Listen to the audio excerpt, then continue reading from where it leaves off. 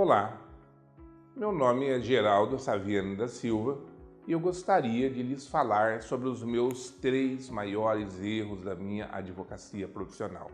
Quero lhes falar a respeito do meu primeiro erro, que foi a falta de humildade. Durante 4 anos eu me preparo para advogar.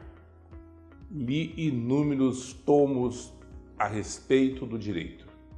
Não tenho ideias de quantos, mas a minha biblioteca era bem rica.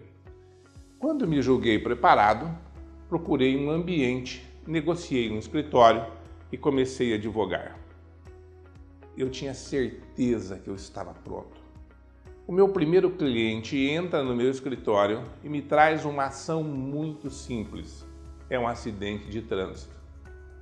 Eu monto a minha petição inicial. Eu achei que ela ficou perfeita. Protocolei, fiquei na ansiedade aguardando o resultado. Em apenas 2 dias eu recebo a sentença do juiz que me conhecia desde menino. Eu tinha a impressão, enquanto lia aquela sentença, que o juiz ria de mim. Ele extinguiu o processo por inépcia. Eu acho que foi a coisa mais humilhante que eu recebi na minha vida, foi receber uma extinção de processo por inépcia. Eu aprendi naquele momento, após conversar com o juiz, após ter que explicar para o meu cliente o que tinha acontecido, eu entendi, eu não estava pronto. Eu precisava de aprendizado, eu precisava de um mestre, de alguém que me introduzisse de fato na arte de advogar. Foi talvez uma das maiores lições que eu tive e que eu jamais desprezei. Até hoje, eu sou extremamente minucioso nos meus processos, confiro 10 vezes, consulto os meus pares, enfim, a minha humildade cresceu muito, porque eu aprendi que nós temos que estar sempre prontos para aquilo que nós vamos fazer. E a prontidão exige ensinamento. O meu segundo erro também decorre de falta de humildade. Por quê? Porque eu também sou formado em contabilidade. Trabalhei 3 anos em um escritório, montei outro, tive comércio e eu pensava, sou extremamente organizado. Não me passava pela cabeça que eu pudesse não saber o que fazer com aquela contabilidade, com aquela organização do dinheiro do escritório, das despesas, como é que eu ia distribuir o dinheiro, o que eu faria em termos contábeis com o escritório. No entanto, foi outra surpresa extremamente desagradável. Em poucos meses eu descobri que eu não estava realmente sendo um homem previdente. Da mesma maneira que havia o fluxo de caixa, esse dinheiro desaparecia por falta de previsão, por falta de organização. E veio o período das vacas magras. O que fazer agora?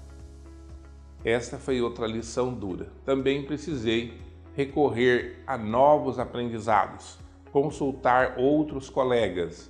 Fui atrás de pessoas que tinham experiência e eles me ensinaram a organizar o escritório, porque não basta ter clientes.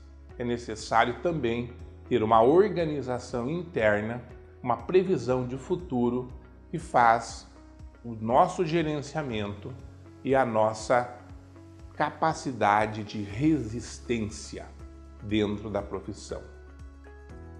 E finalmente, sobre o meu terceiro maior erro, que também foi uma das maiores lições que eu recebi na vida. Eu, antes mesmo de ser dono do escritório, eu me julgava já muito capaz de realizar audiências. Por quê? Eu já tinha lido diversos livros a respeito e um leitor voraz domina as suas leituras porque faz resumos, escreve textos, enfim, eu me julgava o máximo. Viajei 200 quilômetros para fazer uma audiência que não tinha nada de complexo. Hoje eu vejo que era extremamente simples, era uma questão trabalhista. Viajei mais de 200 quilômetros. Me coloquei dentro da audiência. Eu, meu cliente, o advogado da parte adversa e outras pessoas mais, como eram antigamente as audiências trabalhistas bem movimentadas.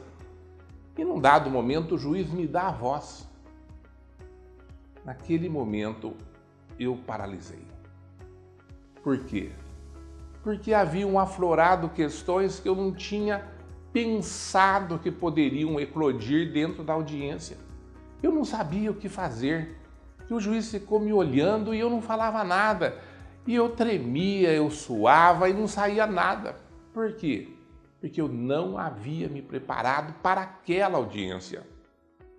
O juiz entendeu que eu não tinha perguntas.